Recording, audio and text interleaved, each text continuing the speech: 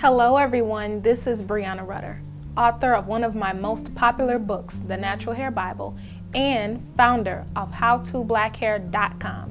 And for these videos, I answer the questions you all send me via email. So if any of you have any questions you would like for me to answer, be sure to check out the description box below for additional information.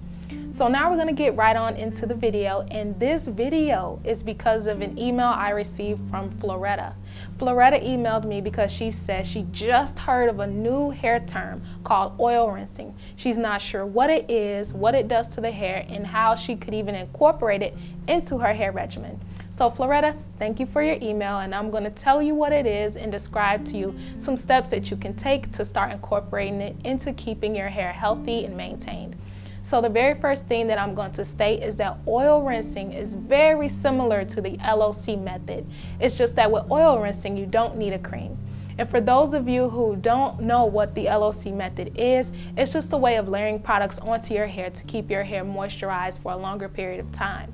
So for the LOC, L stands for liquid, O stands for oil, and C stands for cream. But when you are oil rinsing your hair, what you're doing is using the L and the O, and you're just skipping the cream. So when doing oil rinsing, you simply want to make sure you have freshly washed hair, and then you use oil, whatever oil of choice that you like to use as a sealant, and you're going to run it through your hair, and then after that you rinse it out, so that way you can maintain more moisturized hair for a longer period of time. This is extremely helpful for people who suffer with hard hair that just feels really hard or crunchy, or you just generally suffer from dry hair. So one of the tips that I'm going to share when you are deciding to oil rinse with your hair is that you first want to make sure that your hair is very clean. So if you already use curl-friendly products, water-soluble silicones, or any other ingredients that can easily be rinsed out with water, you don't have to worry about stripping anything out of your hair to begin oil rinsing. But if you use hair products that are filled with silicones or that are petroleum based, it's a must that you use a sulfate cleansing shampoo. The only reason why anyone with curly hair or natural hair, even relaxed hair, should use a sulfate shampoo is to rid their hair of product buildup. So if you're using products that aren't easily rinsed with water alone, you have to use a sulfate product to fully cleanse your hair of any ingredients that can cause buildup. So after you clean or shampoo your hair with a sulfate shampoo, your hair is now squeaky clean, and this is the perfect hair to start with when you want to begin oil rinsing. Now the next thing that you want to do is choose your oil. You want to choose an oil that's already liquidy, so it's very easy to apply its consistency onto your hair when you are doing this process. So anything from almond oil, coconut oil, jojoba oil, grapeseed oil, olive oil, any oil that's already at a more liquidy or watery type of consistency is the best oil to use for oil rinsing. So that way you can rinse off the oil after you finish.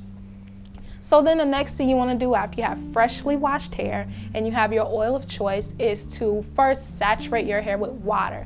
It doesn't have to be dripping wet, but it should be extremely damp right before it's actually dripping wet. You're going to apply a good amount of oil onto your hands, rub your hands together, and then rub it all over your hair. It's best to make sure to focus on the ends, since the ends is the driest part of our hair, so that way it can reap the most benefits. So after you rub all of your oil all over your hair, you're going to leave it on for about 10 minutes. This is going to allow for the oil to further penetrate inside of your hair, so that way your hair can be more moisturized and you can actually get the effects of what you want from this process. So then after that, the last thing you're going to do is you're going to rinse the oil out of your hair. Now you're not going to rinse out all of the oil because it's going to be lubricated all over your strands. But the reason why you have to go back and rinse the oil out is so that you don't have too much oil on your hair. So that way there's just enough.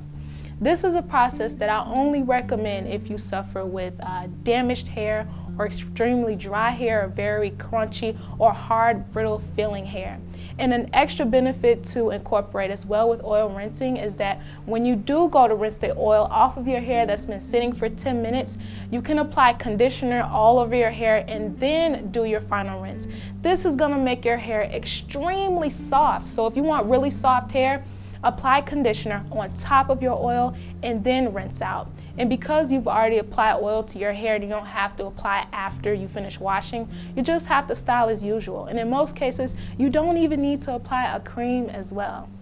So Floretta, that is the whole breakdown of what oil rinsing is, what it does to the hair, and the process that you can do to start incorporating into your regimen if needed. So thank you for your email, and also thank you all for watching this video.